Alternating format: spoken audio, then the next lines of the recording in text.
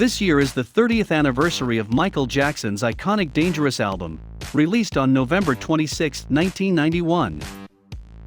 Dangerous is the ultimate Michael Jackson album for us.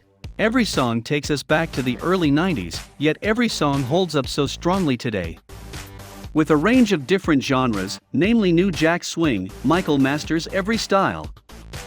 Before we continue, give a like this video, subscribe to the channel, and don't forget to hit the bell icon, so you get notified when I publish new video. The album incorporates themes of racism, injustice, poverty, mourning, betrayal, faith, seduction, and love.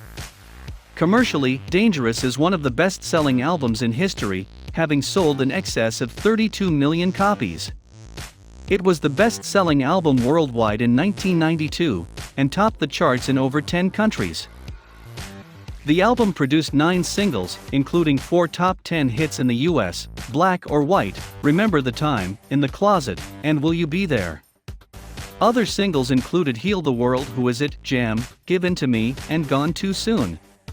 The most successful single release from Dangerous was Black or White, which was a #1 in 20 countries. According to various sources including Rolling Stone magazine, Michael recorded over 60 songs for Dangerous before selecting the 12 which we know and love today. Some of the songs which didn't make the album were later polished and released, such as Earth Song, Ghosts, and Blood on the Dance Floor. The Dangerous album earned Michael numerous awards, including Grammys, American Music Awards, Soul Train Music Awards, and Billboard Music Awards. The Dangerous World Tour became one of the highest-grossing tours of the 90s, with over 4 million people in attendance, and all profits from the tour were donated to various charities, including the Heal the World Foundation. Jackson's music never fit precisely into categories, and is usually limited to white Euro-American musical standards. Au contraire, his art is deeply rooted in the African-American tradition, which he stitched together with disparate styles, genres, and mediums, ultimately creating something refreshing and brand new. In June 1989, Jackson commenced working on new songs for the album Dangerous. The project was originally conceived as a greatest hits collection with the inclusion of a few new tracks, and the proposed title was Decade. However, due to numerous issues, the production of Decade was dropped, and Jackson decided that his new material, more than 200 unreleased songs, would constitute a full new album Dangerous. After signing one of the biggest record deals in music history, worth $60 million, Jackson teamed up with producers Teddy Riley and Bill Bottrell and engineer Bruce Swedian to create his 8th studio album. Released on November 26, 1991, Dangerous is arguably Jackson's most creative project. The blend of New Jack Swing, classical music, hip-hop, funk, rock, gospel, R&B, and industrial music, coupled with Jackson's examination of various social themes coupled with an unapologetic blackness, reshaped pop music, giving it new life and breadth. With the evolutions of R&B and hip-hop and the development of New Jack Swing, Jackson took elements from the latest innovations and sounds, melding them with his visionary creativity. The result of this experimentation is an ingeniously rhythmic album, full of dynamic and syncopated beats, visceral sounds, implemented beatboxing, scatting, and finger snapping, which made every song edgier and more incisive. Besides the massive sonic shift defined by its richer musical palette and soundscapes, Dangerous showcases Jackson's stunning versatility as a songwriter. The album stretches over a wide array of themes, spanning police brutality, racism, fake news, poverty, corruption, disease, children's welfare, the human need for freedom, and the affairs of the heart. The album opener is strong, beginning with the shattering glass of Jam. The explosive track sounds like a chant, propelled by fiercely blurted-out vocals and acute lyrics over syncopated rhythms and horn samples. The appearance of Heavy D, Criss Cross, and Naughty by Nature was Jackson's attempt at creating a crossover genre that blended pop and hip-hop music, which was playing a major and increasingly vital role in the early 90s. The iconic short movie features another great MJ, the NBA legend Michael Jordan. The inclusion of B-boys and B-girls is an obvious homage to the African-American youth that invented the street dance style. The tinkling, agile guitar riffs, the fluid keyboard short section, and accentuated beats perfectly enhanced Jackson's vocals, swiveling from angry whispers to loud outcries in Why You Wanna Trip on Me? The song is a poignant depiction of tabloids' dishonest capacity for reporting mundane, non-essential news, bypassing and neglecting the real issues happening around the world, ranging from world hunger to gang violence and diseases. The next track, The Sensual in the Closet, starts with a sinuous piano introduction, along with a few spoken lines, courtesy of Princess Stephanie of Monaco, followed by a winding beat that builds up the tension. The hushed vocals and tight falsetto harmonies then explode at the 4:30 mark. On the same note as in The Closet, She Drives Me Wild, a collaboration with the Teddy Riley-affiliated hip-hop trio Rex in Effect, complete with full car horns, punchy beats, and layered vocals, deals with Jackson's love interest. The heavy synthesizer, funk beat, and ad-libs of Remember the Time perfectly put into sound the nostalgia over happy memories with a past lover. However, the most exciting aspect of Remember the Time is the iconic short movie.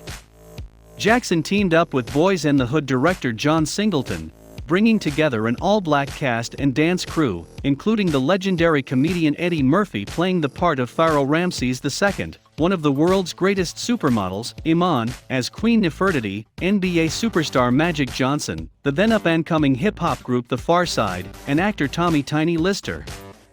The short movie exudes stunning unapologetic blackness, offering a backdrop of ancient Egypt, which for decades historians have whitewashed, dismissing the blackness of its earlier inhabitants.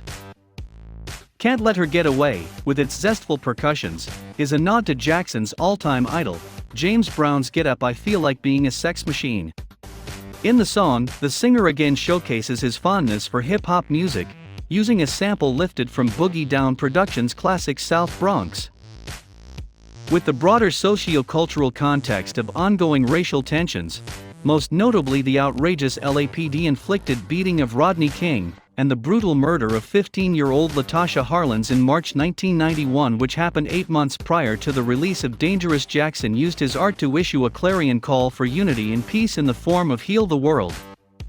The song, resonating perfectly in such context, is a plea to world citizens to be kind and take care of one another as a testament to their humanity. Propelled by a staccato guitar riff and upbeat percussions, Black or White is arguably the most poignant, eye-opening song on Dangerous, as Jackson explores his experiences with racism and what it feels like to be a black man in America. Its accompanying, iconic short film was directed by John Landis and aired on MTV, BET, VH1, and Fox, premiering in 27 countries, with an audience of more than 500 million people. Who Is It examines the story of a deceitful relationship. The introspective narration is juxtaposed with a driving bass line, stacking harmonies, and an incredible chord progression building within the chorus, ending with a flute in the bridge and Jackson's final ad-libs playing like an instrument on their own. Continuing on the same dark vein, Given to Me finds the singer unleashing his suppressed angst and frustration atop Slash's sizzling guitar solos. Both Who Is It and Give In To Me use raw emotions, reflecting the artist's deepest vulnerabilities.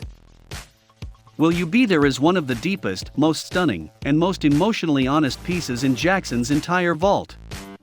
Jackson was an eager aficionado of classical music. Not only did he appreciate it, but he also was a keen connoisseur of the genre and all of its celebrated composers and musicians.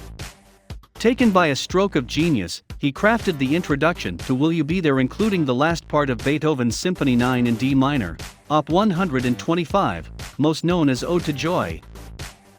Rooted in gospel music, Keep the Faith is a melodious and soul-lifting song, sounding like a sermon, with Jackson preaching the powerful lyrics with so much gentleness and sensitivity, backed by the gorgeous vocals of the Andre Crouch Choir. With the penultimate track, Gone Too Soon, Jackson pays his respects to Ryan White, his friend who passed away from AIDS-related complications in April 1990. Besides the tender vocal delivery, the song presents impeccable arrangements including a full string set, keyboard, and flute.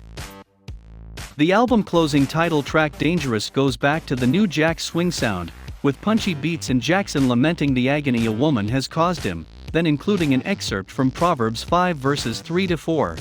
30 years on from its unveiling, Dangerous still stands strong in its relevance. The album's coalescence of socially conscious themes, sonic experimentation, and its broader stylistic and aural spectrums all combined to mark a creative tipping point for Michael Jackson, encompassing every aspect of his artistry and ambition. As Jackson once said, "Great music is immortal. We still listen to Mozart today, Tchaikovsky, Rachmaninoff, any of them, any of the greats. Great music is like a great piece of sculpture or a great painting. It's forever." Owing to his undeniable creative spirit, Michael Jackson's place among all of the great artists he appreciated and looked up to is safe and secure. Thank you for watching, and let me know in the comments what are your top 3 favorite songs from Dangerous album.